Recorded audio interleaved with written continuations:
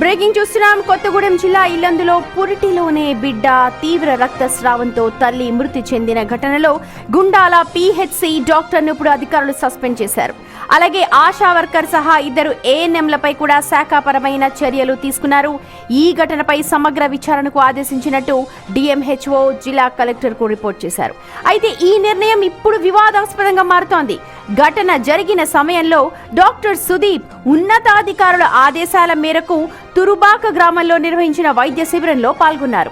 పిహెచ్సిలో డ్యూటీలో ఉన్న నర్స్ ప్రసవం నిర్వహించినప్పటికీ శిశువు మృతి చెందగా అధిక రక్తస్రావం కావడంతో వనజను ముందుగా ఇల్లందు హాస్పిటల్కి, ఆ తర్వాత ఖమ్మం ప్రభుత్వ ఆసుపత్రికి తరలించగా చికిత్స పొందుతూ ఆమె మృతి చెందింది. ఉన్నతాధికారుల ఆదేశాల మేరకే వైద్య శిబిరానికి వెళ్లానని, ఈ ఘటనలో తన తప్పేం లేదంటూ డాక్టర్ సుదీప్ అంటూ ఉన్నారు. గర్భిణి అయిన వనజ కాన్పుకు వచ్చే సమయానికి ఫీల్డ్లో ఉన్నానని, ఆమెకు డెలివరీ చేసే విషయం కూడా తనకు తెలియదంటున్నారు. ఇల్లందు తరలించిన తరువాతే తనకు పూర్తిగా విషయం తెలిసిందని, అప్పటి నుంచి ఫాలో చేస్తూ ఉన్నానంటూ సుదీప్ చెప్తూ ఉన్నారు.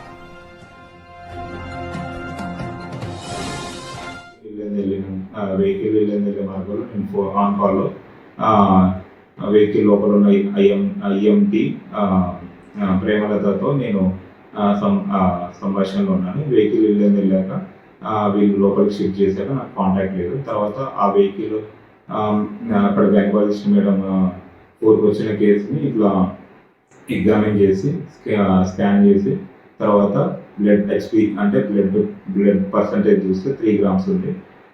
వాళ్ళ దగ్గర ఏ పాజిటివ్ అనే బ్లడ్ గ్రూప్ ఒక ప్యాకెట్ కూడా లేదనే కారణంతో ఆమెకి కాండమ్ బెలూన్ ట్యాంపెనాడ్ అనే ప్రాసెస్ చేసి సూచర్ చేసి ఇళ్ళ నుంచి ఖమ్మంకి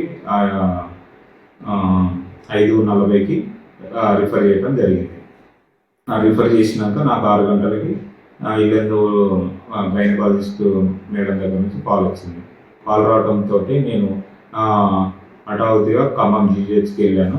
ఆ మధ్యలో నేను అదే మన పేషెంట్ అటెండర్ అయిన వాళ్ళ హస్బెండ్ కాల్ నెంబర్ తీసుకొని ఆయనతో సంప్రదించి ఎక్కడ మీరు వెళ్తున్నారంటే ఖమ్మం జీజీహెచ్ అంటే ఖమ్మం జీజీహెచ్కి రీచ్ అయ్యి పేషెంట్ని అటెండ్ అయ్యి అక్కడ ఉన్న గైనకాలజిస్ట్ మేడంతో మాట్లాడి తర్వాత అది ఆ పేషెంట్ కండిషన్ ఏంటి, ఎలా ఉంది, ఎలా ట్రీట్ చేయాలి అని మాట్లాడినాక అది పేషెంట్స్ అటెండర్స్కి ఎక్స్ప్లెయిన్ చేసి ఇలా ఉంటుంది అని చెప్పారు. మేడం ఏమన్నారంటే మీరు మరి ఇట్లా ఇక్కడ ట్రీట్మెంట్ చేయించుకుంటారా లేదా ప్రైవేట్కి వెళ్తారా అని అడగడం జరిగింది. వాళ్ళు ఒక 10 నిమిషాలు టైం తీసుకొని సరే ఇక్కడ ఫస్ట్ మమతాకి వెళ్దాం అనుకున్నారు. కానీ మళ్ళీ తర్వాత అదే మా మనసు మార్చుకొని ఇక్కడే ట్రీట్మెంట్ తీసుకుందాం అనుకుంటున్నాం సార్ అంటే మళ్ళీ ప్రాసెస్ స్టార్ట్ చేసి ఇంక్యుబేషన్ అయ్యాన్ని చేసి ఐసీయూకి 8:40కి షిఫ్ట్ చేయడం జరిగింది. ఐసీకి వెళ్ళినాక కొంచెం స్టేబుల్ అయింది, బీపీ అదంతా రికార్డ్ అవుతుంది. తర్వాత నేను 10 వరకు అక్కడే ఉన్నా. నేను గైనకాలజిస్ట్ మేడం, ఎనస్థీషియా మేడం ముగ్గురం కలిసి వాళ్ళ అటెండర్స్తో కలిసి డెత్ డిక్లేర్ చేయడం జరిగింది. తర్వాత వెహికల్ ఇటు గుండాల పిహెచ్సిలో 2 డాక్టర్లు అందుబాటులో ఉండాలి. కానీ ఇటీవల మరో డాక్టర్ సెలవులో వెళ్లారు. అప్పటి నుంచి డాక్టర్ సుదీప్ ఒక్కరే పిహెచ్సిలో విధులు నిర్వహిస్తున్నారు. ఆల్టర్నేట్ డాక్టర్ను నియమించాల్సిన ఉన్నతాధికారులు ఆ విధంగా చర్యలు చేపట్టలేదు. దీనివల్లే ఇలాంటి ఘటనలు జరుగుతున్నాయన్న ఆరోపణలు వస్తూ ఉన్నాయి. ఈ ఘటనలో డాక్టర్ తప్పు లేకపోయినా ఎలా సస్పెండ్ చేస్తారంటూ టీపీహెచ్డీఏ ఆగ్రహం వ్యక్తం చేస్తోంది. మరోవైపు బాలింత కడుపులోకి కత్తెర ఏ విధంగా వెళ్లిందన్న విషయం ఇంకా తేలలేదన్నప్పటికీ కూడా అదొక 4 స్టెప్ అని చెప్పి నిన్ననే ఒక క్లారిటీ అయితే వచ్చింది మనందరికీ. మరి తప్పు ఎక్కడ జరిగింది అన్న దానిపైన విచారణ చేపట్టాల్సిన వైద్యాధికారులు కేవలం విధులకు అందుబాటులో లేడు అన్న కారణంతో డాక్టర్ని సస్పెండ్ చేసి ఈ ఘటనలో చేతులైతే దులుపుకుంది. దీనిపై సమగ్ర విచారణ జరిపి బాధ్యులపై కఠిన చర్యలు తీసుకోవాలని స్థానికులు డిమాండ్ చేస్తున్నారు. అలాగే మరో ప్రాణం పోకుండా చూడాలని కోరుతూ ఉన్నారు. రైట్, మా ప్రతినిధి భాస్కర్ అందుబాటులో ఉన్నారు పూర్తి అప్డేట్స్ అందించడానికి. భాస్కర్, నిన్న మనం అందరం కూడా అది ముందు కత్తెర అనుకున్నాం, కానీ ఆ తర్వాత ఆర్టరీ ఫోర్సెప్ గా దాన్ని మనం తెలుసుకున్నాం. ఒక మెడికల్ టర్మినాలజీని మనం చూసాము. అయితే ప్రస్తుతం బంధువులు ఏం కోరుతున్నారు? అలాగే పిహెచ్సి డాక్టర్ నిన్నటి నుంచి మనం మాట్లాడుతున్నాం. ఆ పిహెచ్సిలో 2 డాక్టర్లు ఉన్నారు, ఒకరు సెలవుపై వెళ్ళారు. కానీ ఇంకో డాక్టర్ని వైద్య శిబిరానికి పంపించిన ఉన్నతాధికారులు అక్కడ ఆల్టర్నేటివ్ ని ఎందుకు పెట్టలేదు? ఎస్ సుమతి, మీరు అన్నట్టే చాలా వరకు కూడా భద్రాద్రి కొత్తగూడెం జిల్లాలో వైద్యుల కొరత తీవ్రంగా ఉందని చెప్పుకోవచ్చు. పిహెచ్సిలో సుమారు 64 మంది పైగా వైద్యులు ఉండాల్సి ఉండగా కేవలం 34 మంది పైగా ఇంకా కొరత ఉన్నట్టు కూడా వైద్యులు ధృవీకరిస్తున్న నేపథ్యం అయితే ఉంది. అయితే మొత్తానికైతే ఒక ప్రాథమిక ఆరోగ్య కేంద్రం నుంచి ఏదన్నా ఆ గ్రామాల్లో వైరల్ అంటే ఆ మండల పరిధిలో ఏదైనా వైరల్ విష జ్వరాలు ఏమన్నా విజృంభిస్తున్న నేపథ్యంలో అక్కడ ప్రత్యేకంగా హెల్త్ క్యాంపులు పెడతారు. ఆ పెట్టే సమయంలో ఉన్నతాధికారులకు సమాచారం ఇస్తారు. అయితే దాంతో పాటుగా ఒక డాక్టర్ ఈ యొక్క హెల్త్ సెంటర్ నుంచి వేరే క్యాంపుకి వెళ్ళిపోతున్నప్పుడు సబ్స్టిట్యూట్ మీరు అన్నట్టు ఇంకొక వైద్యుల్ని ఏర్పాటు చేయాల్సి ఉండడం కేవలం అక్కడ వైద్యుల కొరత కారణంగా స్పష్టంగా కనబడుతుంది. ఆ కారణం చేతనే ఈ యొక్క రెండు నిండు ప్రాణాలు అంటే నవజాత శిశువుతో పాటు మరోవైపున గర్భిణీ మహిళ మృతి చెందిన ఘటన చోటు చేసుకుంది. అయితే ఈ యొక్క కారణాలకు మొత్తానికి ప్రభుత్వం వైఫల్యం కూడా ఉందనేది వైద్యులు చెప్తున్న నేపథ్యం అయితే ఉంది. ఒకవైపున తెలంగాణ ప్రభుత్వ అసోసియేషన్ వైద్యులు సైతం కూడా డాక్టర్ల కొరత ఏర్పడింది, ఉన్న దాంట్లో మేము ఆరకూరగానే వైద్యులు అందిస్తున్నాము. మరోవైపున వాస్తవానికి భద్రాద్రి కొత్తగూడెం జిల్లాలో సుమారు 1000 మంది వివిధ కేడర్లో పనిచేసే వైద్యులు, తర్వాత వీళ్ళకి ప్రోగ్రామ్ ఆఫీసర్లు, మరొక నర్సులు, స్టాఫ్ నర్సులు, ఏఎన్ఎంలు ఇట్లా వివిధ రకాలుగా వాళ్ళు అంటే విధులు నిర్వహించేవారు ఉండగా అందులో కేవలం 600 మంది మాత్రమే ఉన్నారు. 400 మంది సిబ్బంది అసలు భాస్కర్, ఇప్పుడు 64 మంది అవసరమైతే 30 మంది ఉన్నారు, అంటే సగానికి సగం లేరు.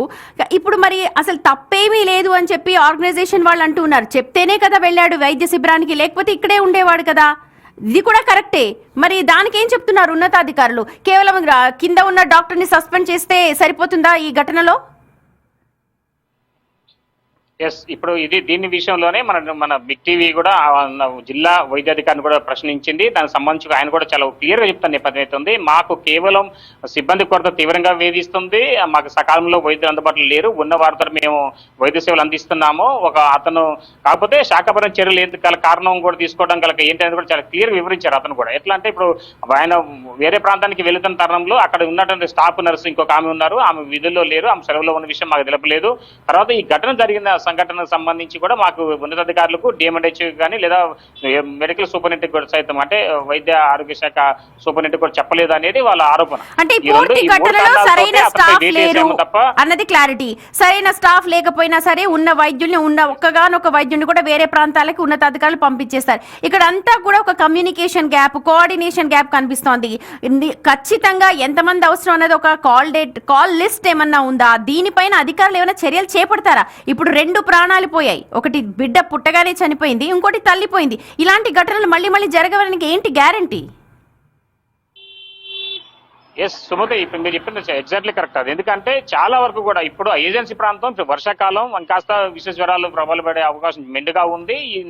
ఈ తరుణంలో మొత్తానికైతే వాళ్ళు అంతా కూడా వైద్యాధికారి ముందస్తుగానే చర్యలు చేపట్టాలి. గత వారం రోజుల క్రితం కూడా ఒక ప్రత్యేకంగా ఒకవేళ శాసనసభ్యులు మరోవైపున ప్రజాప్రతినిధుల సమక్షంలో ఒక ప్రత్యేక సమీక్ష సమావేశం నిర్వహించారు. ఆ సమయంలో వర్షాకాలంలో వచ్చే సీజన్ వ్యాధుల పైన ఇంకా ఇతర వాటిపై కూడా సమీక్ష నిర్వహించారు. అప్పుడు కూడా ఈ యొక్క వైద్యుల కొరత ఉందనేది కూడా వాళ్ళ దృష్టికి తీసుకెళ్లిన నేపథ్యం అయితే ఉంది. కానీ ఇప్పటి వరకు కూడా 3 నెలలు గడుస్తున్నా కానీ ఇలాంటి అంటే కొరత ఉన్నటువంటి వైద్యులకు సంబంధించి కావచ్చు ఇంక మిగతా సిబ్బందిపై కూడా దృష్టి సారించట్లేదని ప్రధానంగా ప్రభుత్వ వైద్యుల సంఘం ఆరోపిస్తుంది. కానీ ఇప్పుడు తీసుకున్నటువంటి చర్యలు, శాఖపరమైన చర్యలు మాత్రం అంటే ఇది కంటి తుడుపు కోసం తీసుకున్నట్టే కనపడుతుంది. ఒకవైపు వైద్య సంఘం నేతలు మాత్రం, ప్రభుత్వ వైద్యాధికారుల సంఘం మాత్రం మొత్తానికైతే మాకు అన్యాయం జరిగింది, అతని నిర్లక్ష్యం ఎక్కడా లేదు, కేవలం కమ్యూనికేషన్ గ్యాప్. వాస్తవంగా అతను ప్రభుత్వానికి అంటే ఉన్నతాధికారులు నివేదిక ఇచ్చే అతను హెల్త్ క్యాంపులకు వెళ్ళారు. Right Bhaskar, thank you so much. నిజంగా మా ప్రతినిధి చెప్పినట్టు కంటి తుడుపు చర్య చాలా సాఫ్ట్ గా మాట్లాడుతున్నా. తూతూ మంత్రంగా డిఎంహెచ్ఓ ఈ నిర్ణయం తీసుకున్నారు. తన కింద పనిచేస్తున్న డాక్టర్ ని సస్పెండ్ చేశారు. కానీ ఇక్కడ ఎవరు అతన్ని పంపించారు వైద్య శిబిరానికి? అక్కడ వైద్య శిబిరంలో మరి ఎంతమంది డాక్టర్లు ఉన్నారు? ఇక్కడి నుంచి వెళితేనే అది సరిపోతుందా? అక్కడ అసలు ప్రాపర్ గా డాక్టర్ లేకపోతే ఎందుకు పంపించాల్సి వచ్చింది? దీనిపైన ఉన్నతాధికారులు దృష్టి పెట్టాలి, దీనిపైన ఉన్నతాధికారులు సమాధానం చెప్పాలి. ప్రస్తుతం 2 ప్రాణాలు పోయాయి. మరి రేపటి నుంచి అక్కడ పిహెచ్సిలో ఎంతమంది వస్తారు, ఎంతమంది నమోదు చేసుకుంటారు పేర్లు అనేది వాళ్ళకే తెలియాలి.